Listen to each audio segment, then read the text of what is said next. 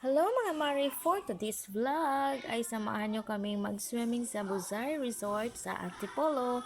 So dahil nga naimbitahan kami na mag-swimming daw sila ng tita ng asawa ko, kaya sinama kami. At every year pala kaming iniimbitan yan. Tuwing Holy Thursday ay lagi sila nagsiswimming dahil nga lahat ng mga tauhan niya, mga tendero niya ay parang binibigyan niya ng break every Holy Thursday and Good Friday. So, pag Holy Thursday ay nagsiswimming sila. Tapos, pag Good Friday ay nag-hiking sila. So, kami, sumasama lang kami sa swimming. Hindi kami sumasama umakyat sa bundok, ganon. Dahil hindi namin trip yun. At saka, pangalawa, may bata. So, yun lang mga mare. Samahan nyo kami mag-swimming. So, see you there. Hindi, ayaw mo mag-slide. Tayo matapang.